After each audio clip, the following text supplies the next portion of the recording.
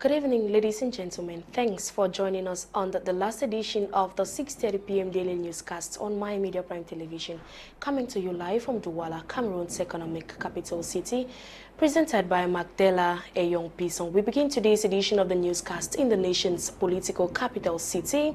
The eldest member of the National Assembly, Honorable Fege Laurentine, has condemned the litany of scandals plaguing the current government. In her opening speech during the March session, she called for moral rectitude and responsibility in the handling of state affairs. Bo Elvis reports. During the opening speech of the March session, the eldest member of the National Assembly, Honorable Fege Laurentine, called on government officials to work towards having a decent republic void of scandals where the state of law is respected. You believe with me that this thing is going towards justice and nobody will take it for a playground because the head of state has given firm instruction on that. That's why you see even those who are doing the investigation, they themselves, they know what is going to happen and what they are going to prove to Cameroonians, so much so that Cameroonians should have that belief. And there is too much of scandal. There is too much of gossiping that is going around our country. That's not what we are expecting. She urged young people to shun deviant behaviors, especially incivility, consumption of narcotics, assault, and other excesses. We should understand that as parliamentarians, we are very, very interested in the welfare of our country because it will be out of place for people to take the laws in their hands and to do things in disorder. It mars the image of the state. The other members of parliament was categorical. He was talking about Cameroon. And definitely that's the expectation of the Cameroonian people. There are things that have happened within this period and we decided to sit down and we have decided to examine the life of Cameroonians. That is why she touched the mountain incident, she touched the embezzlement, she touched the killings. All that sums up to the National Assembly for close examination. The National Assembly has called on those managing government affairs to be patriotic and work towards the emergence of Cameroon. Long live Cameroon. The National Communication Council in Cameroon has held a press conference recently in Douala, while calling pressmen and women from across the region on elections, reporting ahead of March 12 senatorial elections in Cameroon. The conference took place at the Regional Delegation of Communications for the Littoral and chaired by NCC's President. Nolinga has details.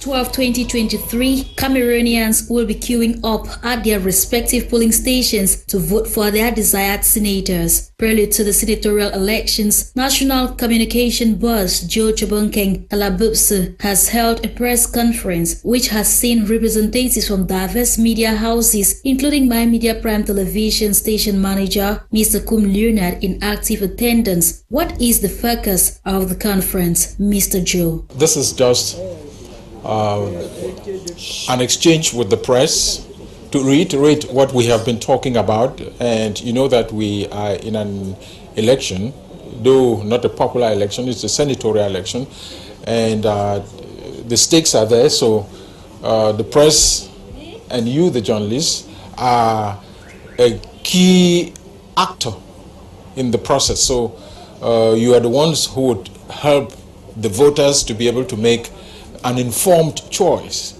in the election, and so we expect you to be fair in the treatment of the declarations made by the different candidates and political parties in competition. The press conference, which took place at the premises of the Regional Delegation of Communication for the Littoral Region, is also expecting the journalists the spirit of equity amongst other qualities as they cover the elections. Mr. National Communication Boss once more. And also to have this spirit of equity in the distribution of airtime and reception of political parties or individual politicians who would stop by to share their opinions on given issues.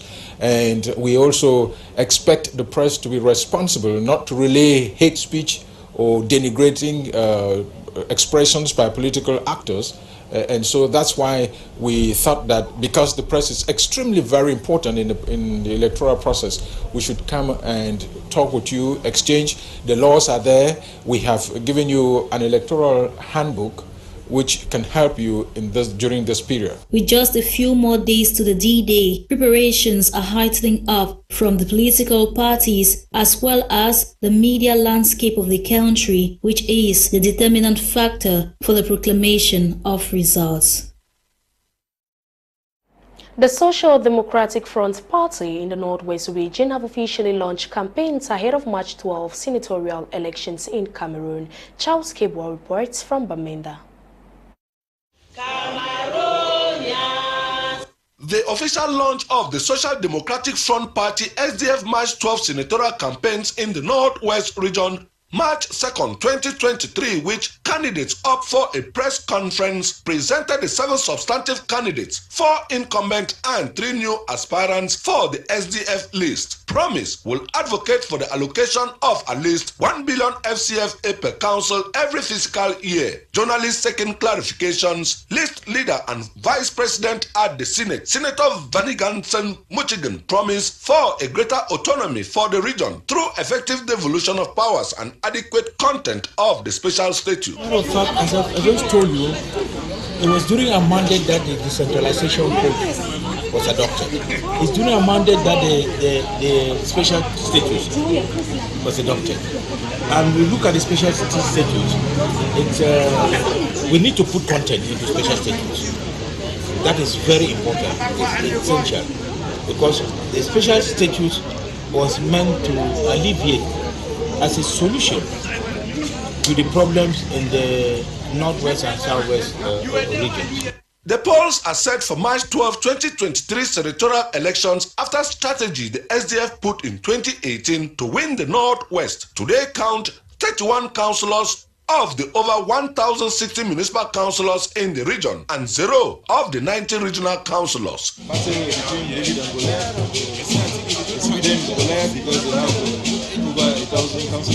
are giving because we have less than 40 councillors. But we believe that our brothers and sisters of the CPDM who are going to constitute the majority of the electorate understand what is good for our region, to understand what is good for our country, to understand what is good for the future of our children. And we have presented a program which is very attractive and which their own party has not produced or presented to them. And we think that they believe that it's important for the councillor to be empowered and for the councils to have enough resources if local development has to advance.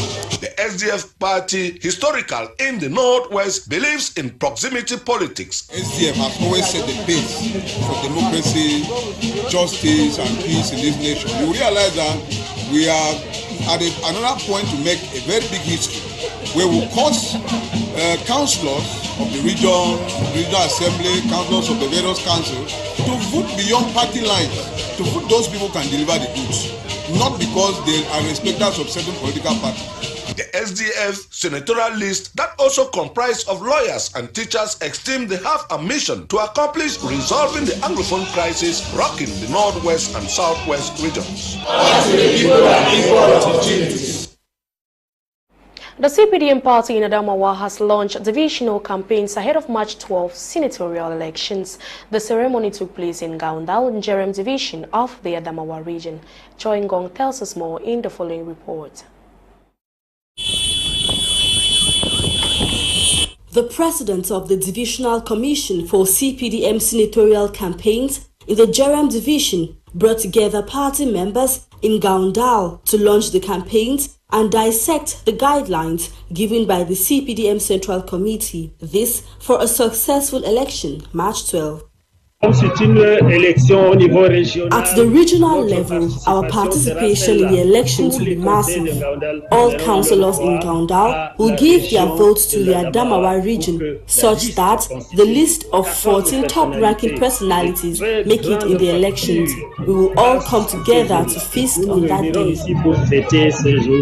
According to the head of the Gaundal Municipal Campaign Team, there is still a lot of work to be done, especially in convincing members of the opposition party in Tibati. In Gaundal, we don't have many worries. We have over 30 municipal councillors and 3 regional councillors. We are doing well, and we believe after the elections we'll come here to celebrate.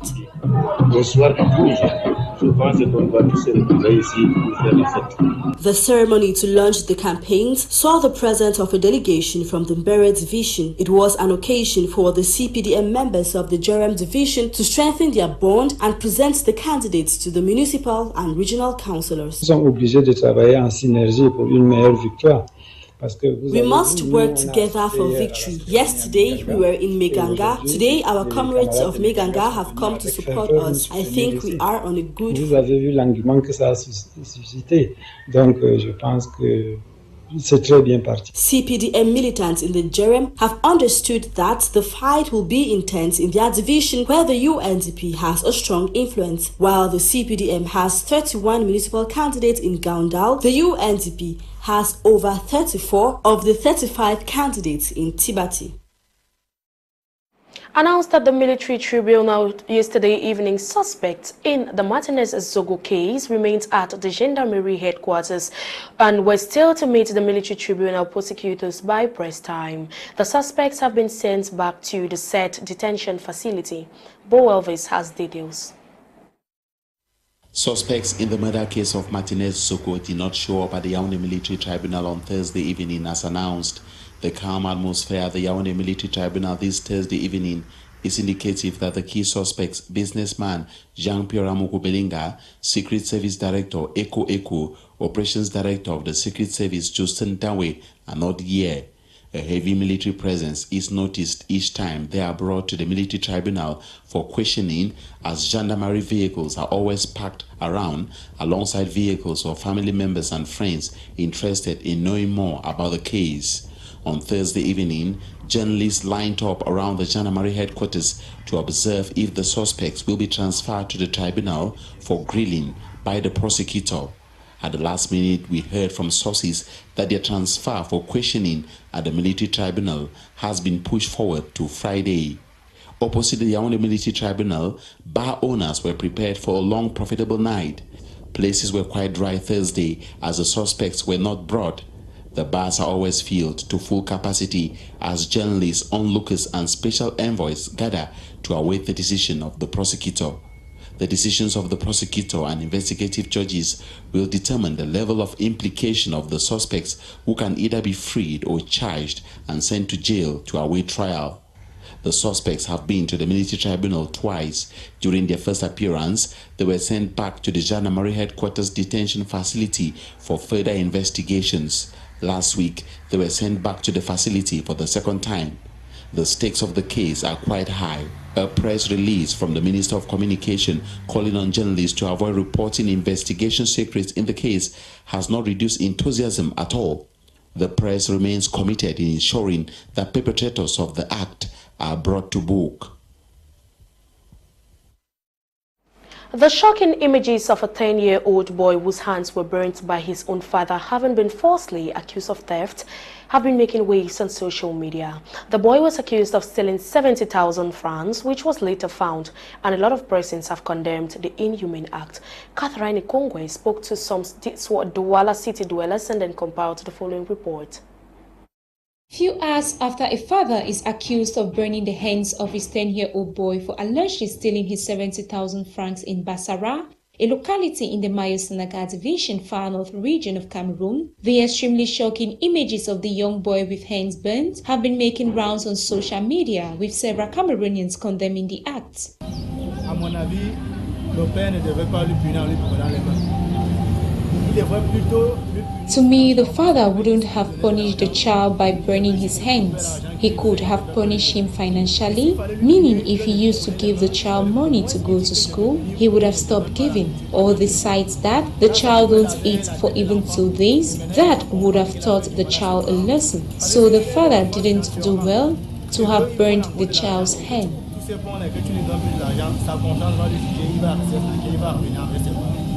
On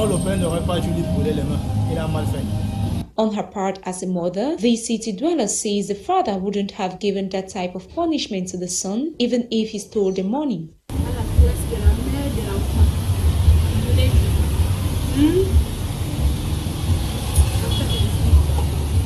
If I was in the place of the mother of that child, I will also do something to him that he won't forget easily, thinking of how I suffered to give birth to the child. Even if the child had stolen the money, that was not the right way to go about it. And if I am in the place of that woman, I won't stay with that man again because he is not a good father.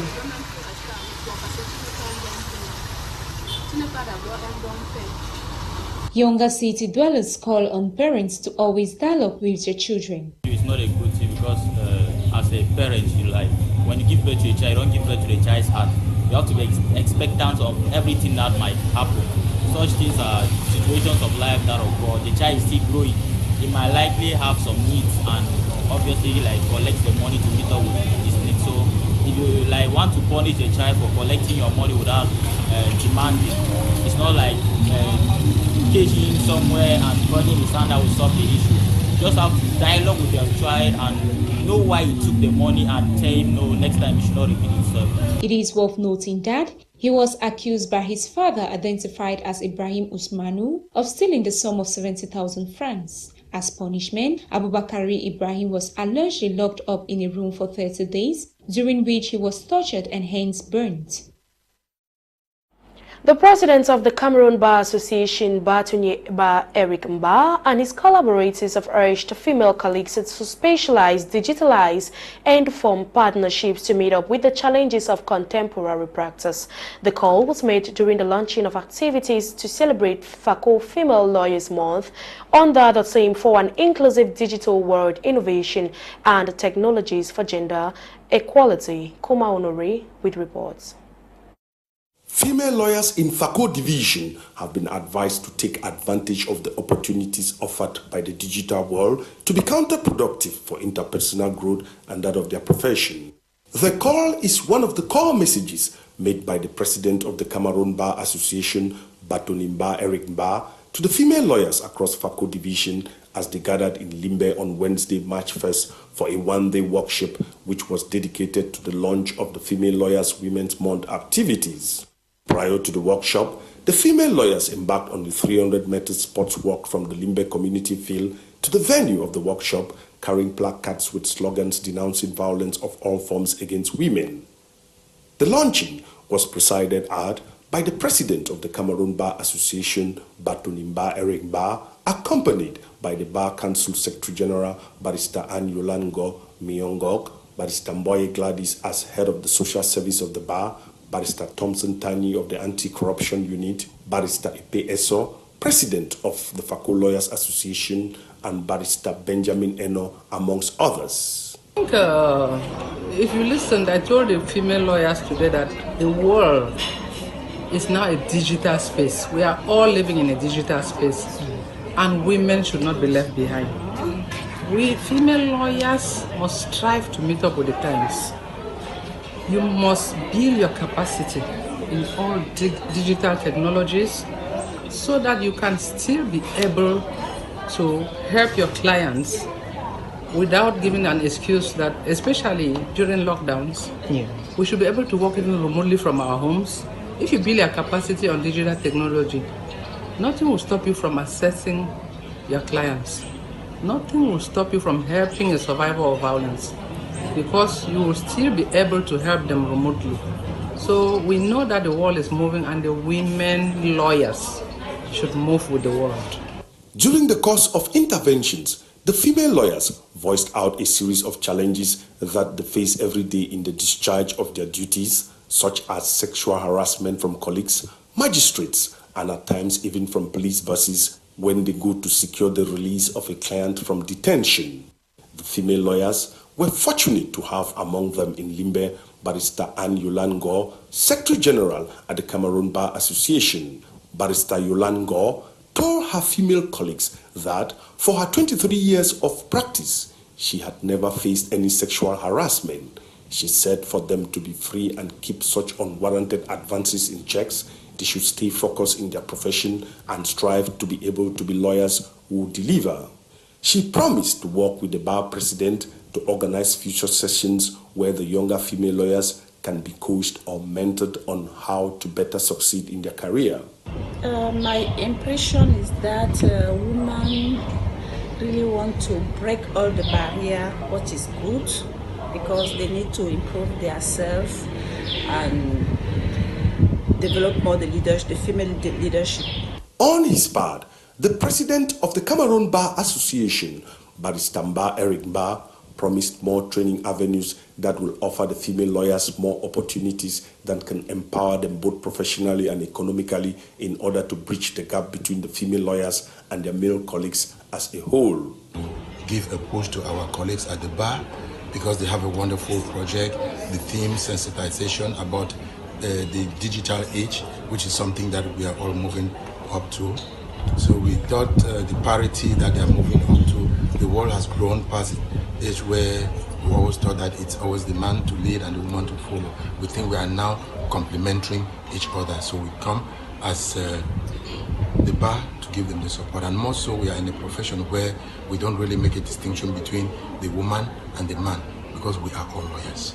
The Batoni equally promised to ensure that the rights of the female lawyers as they go about their daily discharge of their duties are protected. He also advised them to endeavor to specialize and also to aspire towards working in partnership as opposed to the solo practice. The death of Louise Corinne Dengomo, former soloist of the group Macas, sent shock waves from France to Cameroon and other parts of the world since Thursday, March 2nd, when her death was announced. The Cameroonian artist reportedly died in Paris, France, after an illness. Eileen Sama completes the story. The Cameroonian music industry is in mourning following the demise of Louise Corinne Dengomo, popularly known as Corrie Dengomo, former member of the music band Macas, a group that was made up of 7 members, created in 1996 at the Parel Cabaret in the Mbalatoun neighborhood, Yaoundé, Cameroon's political capital city. These great artists, comprising of solist Corrie Dengomo, singers Blick Bassi and Henry Okala, drummer Rudi, pianist Ruben Binam, Serge Maboma as bass, and Roger Dubois, guitarist, formed band group Macas, which valorized the rich cultural heritage of the country through their artistic work.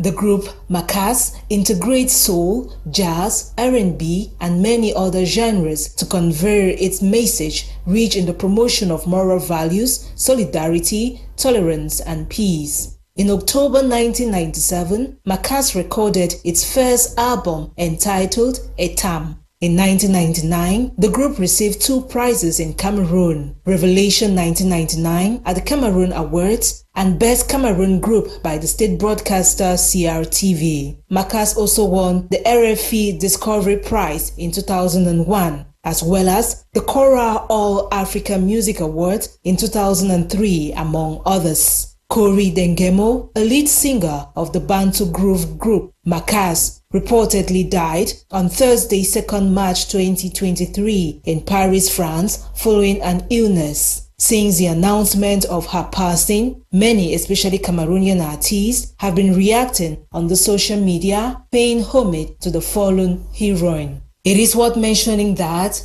Corrie Dengomo left the group Macas in 2011 for Europe, where she continued with her career before her last day. Corrie was working on releasing an album before she took ill and her sudden death. She was born on the 18th of August 1977 in Ewane, a locality in Cameroon South region, and died on the 2nd of March 2023 at the age of 45 in Paris, France. The Cameroonian artist Louise Corinne Dengomo leaves behind a son, her family, and fans across the world to mourn her.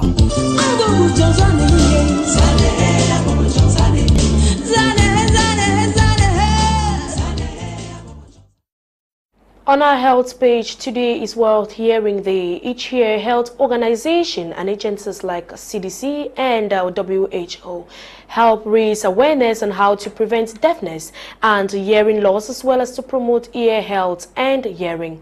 Bokengo Kemia Worthy tells us more. Acclaimed to be mild, moderate, severe or profound, hearing loss affects one or both ears, leading to difficulty in hearing and conversation. The World Health Organization to this regard encourages sufferers to make use of their hearing app. You could also check your hearing yourself. Do an initial check using WHO's free app, which is called Hear Who. So you can also use that app to do a first screening and see if you need to get a hearing test done. According to the World Health Organization, ear and hearing care technical lead, the following accounts for hearing problems. So firstly, don't use anything, any Q-tips, cotton buds, pins, sticks to clean your ear.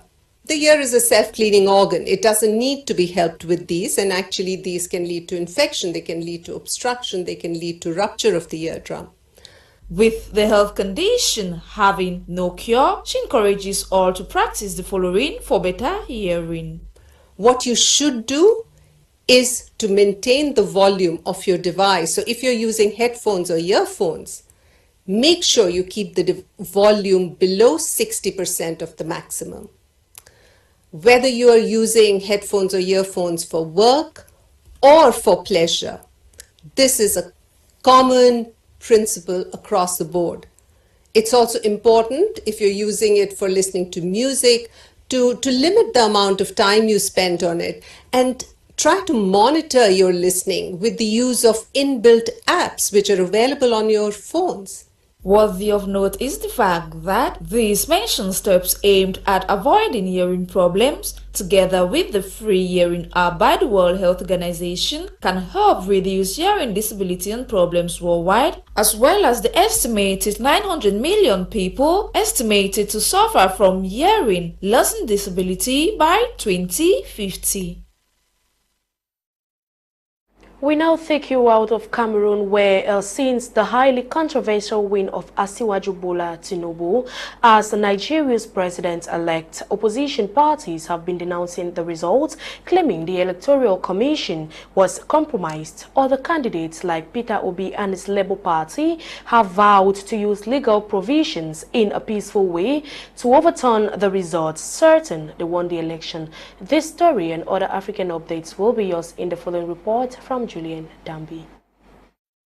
We begin in neighboring Nigeria, where presidential candidate Peter Obi of the Labour Party has announced on Thursday, March 2nd, 2023, he will explore all legal and peaceful options to prove he won the presidential elections that was conducted on February 25, 2023. According to the Electoral Commission (INEC), Bola Ahmed Tinubu of the ruling party APC, 70 years of age, won the presidential elections with more than 8.8 million votes, or 36% of the total votes, while Peter Obi, the youth favorite, came third, 25% of the votes, and now the Labour Party candidate has claimed the votes were massively rigged in favor of Tinubu, now calling for a rerun or recount of the votes transparently. It should be noted that candidates who want to contest the election have 21 days after results are announced to file a lawsuit, which the Labour Party has now done. And now, since Tunisian President Kais Saied accused African migrants of causing a wave of crimes and violence and added they represented a plot to change Tunisia's demographic makeup, there has been a high level of racism against African migrants in Tunisia. In effect, Ivory Coast, Guinea, and other African countries have begun repatriating hundreds of their citizens from Tunisia after dozens of them went to their embassies begging to return home. Ivory Coast national carrier Air Côte d'Ivoire is being taxed to aid the return of some 500 citizens back home. Many of the estimated 21,000 sub-Saharan African migrants in Tunisia have lost their jobs and housing overnight since the remarks about them by Tunisian president, who equally ordered security forces authorities to take urgent measures against hordes of sub-Saharan African migrants. Meanwhile, France President Emmanuel Macron has reiterated Paris has no intention of returning to interference in African domestic affairs. He was speaking in Libreville on Thursday, March 2nd, 2023, at the start of a four-nation African tour aimed at resetting relations with the continent. Macron's visit to these four African countries, Libreville, Gabon, Angola, and Congo, comes at a time when France finds itself facing a wave of hostility amongst its former colonies in the Sahel, forcing her to withdraw her troops. Macron made his last stop in the Democratic Republic of Congo today, Friday, March 3rd, before jetting back to France.